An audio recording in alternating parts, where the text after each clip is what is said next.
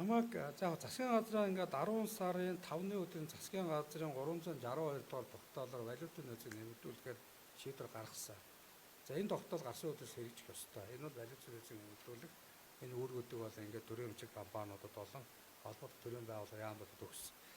За энэ тал дээр бол Эрдэнэс тавталгаа хамт яг 10 сарын 5 тогтоол гараад байхад 10 сарын 17-ны байдлаар ерөөсөө 200 машинаар 10 сарын 8,000 тонн ус гаргаж ирсэн. За яг энэ ирчээр бол ингээд явах юм бол бид юу 500 сая, юу 100 саяыг оруулж чадах уу гэдэг ийм дүр зурагтай байсан. За 10 сарын тогтоол за яг намайг ажил авахад би түрүүн дэсээ дахиад тавтаа төлөө 332 тээврийн хэрэгслэр 30 мянган тонн үрсэн гэдгээс би энийг бол бараг 3.7 дахин нэмэгдүүлээд 657 тээврийн хэрэгслэр өчигдөр бол 74 8,000 тонн үрсэн экспорт гэсэн. Тэгэхээр энэ компани дээр засгийн газрын 10 сарын 5-ны 362 дугаар тогтоолыг хэрэгжүүлэх талаар дотооддоо оновчтой зохион байгуулах ажил жоохон зохион байгуулалтын хувьд жоохон удаашралтай явж байсан болов уу гэдэг ийм бол бид дүгнэлтийг бол ингээд бол хийгээд ажлаа эрчимжүүлээд сая би нийтдээ 10 сарын 26-наас хойш 378 мянган тонн үрсийг өдөртөө 657 дээр ирсэн 74 8,000 тонн гэж өчигдрийн байдлаар 10 сарын 26-наас өчигдрийн байдлаар 17.8 сая долларыг валютын Монгол улсад олж ирсэн.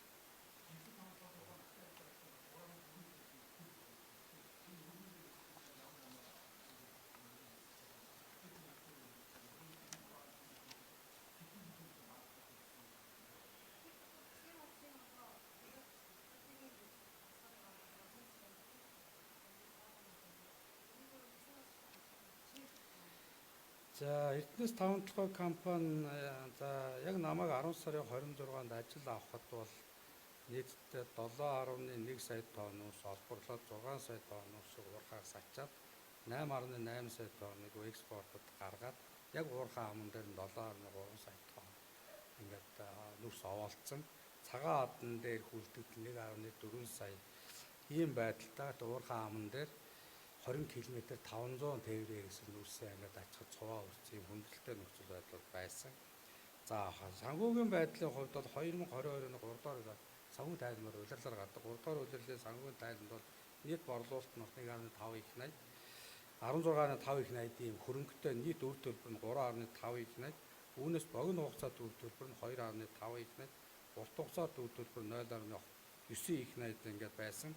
За цэвэр ашигын хувьд үндсэн үйл ажиллагааны цэвэр ашиг нь 517.6 тэрбум төгрөг ийм байдалтай мөнгөн хөрөнгө нь бол нийтдээ 92.9 тэрбум төгрөг бол дансан ийм байдалтайгаар байсан. За ерөнхийдөө экспортод гарч байгаа нүрсний 19% нь офтек гэрээний төлбөр жилийн гадна үлдээд одоо бусад нь 80% нь Монгол улсад бол ингээд орж ирж байсан гэдэг ийм бол тооцоололттой байсан. Нийтдээ тэр яг нүүрс экспортод худалдааны ийм гэрээнүүд энэ төр юмнуудыг бид нэгтэлжүүлээд аль болох ашигтайгаар уурхаамс. Нөгөө талдаа би түрүүнд амар исгалан сайд дэслээ давтаадныг юм тодтоод хэлсэн. Би бол нэг ийм юмыг л хэл олон. За уурхаас нүүрс олборлоо ямар компани ямар өртгөөр олборлож байгаа. За машин дээр тээвэр хийлгээр ажиллаа. Ямар компани дээр компани тээвэр хийлгээр тээвэр хийж байгаа цагаан хаданд буулгалаа. Тэндээс цаашаа хилээр ямар үнээр ямар худалдаа авч гарч байгаа юм байдаг энэ ингээд олборлохоос хил гарах хүртэл энэ процессыг л бид хил тод болгож энэ олон нийтэд эргэлзээ дайлах хамгийн чухал ийм юм учраас би энэ ажлаа эхлүүлсэн байгаа. Тэгээд энийг хил тод болгоод ямар нэг хадлага сэрдлэггүй бүх юм нээлттэй. Ийм компаниг хил тод шилэн нээлттэй болгох бол энэ том ажил байгаа.